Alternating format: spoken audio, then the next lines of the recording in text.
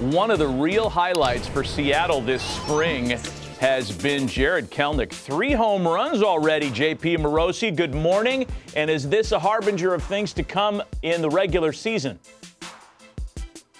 Matt and Harold, good morning. The Mariners certainly hope so, and there is ample evidence to suggest that it will be for Jarred Kelenic a breakout season in 2023. Let's consider that 2-homer game that he had within the last several days and how those swings looked. Harold, you gotta love it. He's up the middle. And I think Kelenic has been at times perhaps putting a bit too much pressure on himself. When he just relaxes and lets that incredible bat of his and the power, the swing, the control of the strike zone, when he lets that just do the work, the results will follow. You see what he's done in the minor leagues, the majors. And I think, Harold, I was thinking about what you said yesterday about Craig Kimbrell and the pitch clock being good for Craig. I think it's going to be excellent for Jarred Kelenic as well. It was a great story as well written by Daniel Kramer recently at MLB.com about how Jarred is keeping a journal and how after that 2-homer game, the entry that he planned to say is, I won every pitch today. What's not to like? He's won tremendous. Every pitch today. You know that He's point. boiling the game down to its essence. And Harold, with talent like that, I think the sky is the limit for Jarred Kelenic. You know, to that point, I've won the pitch today. I was talking with Alvin Davis, Dan Wilson, and Mike Cameron. They were coming back from the game. That is a huge Seattle Mariners name drop right there. Drop it. Boom. So they're in the car, and we're just talking baseball, Mariners, life, all that. And I asked him about Kelenic. I had no idea he was playing this great. I figured he was playing well. I like him. And Alvin said one thing that was so pointed. He said, the biggest difference is he had fouled the ball. He had a bad call by an umpire on an at-bat earlier in the spring. And that would have tanked him a year ago. And he still completed that AB with a really good at-bat. Even in the spring, that would have gotten in his head. That's fascinating. Yeah. You know, so talk about one pitch at a time, especially when you're young and you're pressing, and the umpire calls a pitch on you. Instead of the count being 2-1, you're now 1-2, and it's like, wah. You know, here I go again. He was able to overcome that. And that, to Alvin, was the biggest sign of growth he'd seen in a year. Yeah. He could care less what the result was going to be, but he battled that at bat through. He hit a ball hard, didn't get a hit, but it was that one pitch that he said he's a changed man. That'd be a game changer for the Mariners, a game changer for the Colorado Rockies as we keep our eye on the Cactus League. Would be a healthy year from Kris Bryant, who went deep yesterday. He's got something to prove in year 2 as a Rocky. He does, Matt, and the great signs already from Kris Bryant for the Colorado Rockies after an injury-plagued first year there in Colorado. That was a great story by Thomas Harding at MLB.com about just how Kris is feeling and even running the bases. Kris perhaps poked a little fun at himself about how fast he is running around the bases, but the key thing is he's healthy and he is running the bases at all. And you see what he did last year. It was a late signing. Of course, the lockout delayed a bit of that. There was the back issue, then the plantar fasciitis.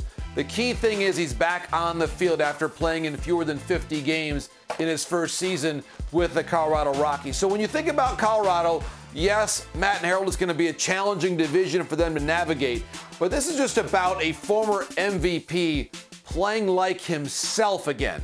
And we know that a healthy Kris Bryant is a productive Kris Bryant, and so far a lot of very positive indications for the Colorado Rockies. Let's move on to another story, and these are stories that I love in the spring. I love hearing about a pitcher, a guy who's been there for a little while, experimenting with a new weapon, and that's what's happening with Tylor Megill. Fake news. It's not fake news. Well, I thought you were going to say it's not the Twins. They don't have an explosive weapon. Oh, I had the wrong one.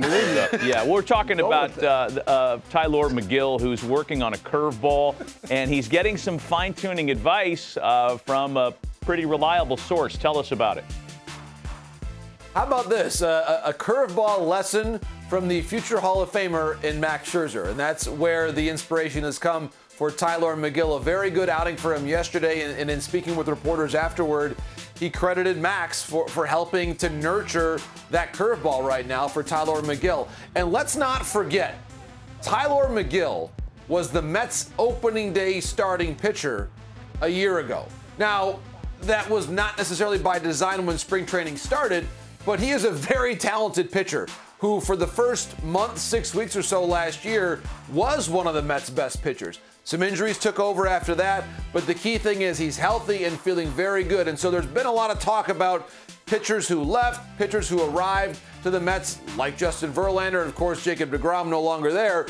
But I really believe that if Tylor Megill is healthy, you're talking about an all-star potential starting pitcher. He has shown that when healthy. The stuff is there. He looks the part of a high-end starting pitcher. And when you think about how well he pitched last year when healthy, you add on top of that a curveball that was introduced by none other than Max Scherzer to do that for him in spring training. So I love the potential for Tylor Megill here in 2023. So here's the thing that's puzzling to me. All right? I don't understand why guys tell you I got a new pitch. Don't tell anybody.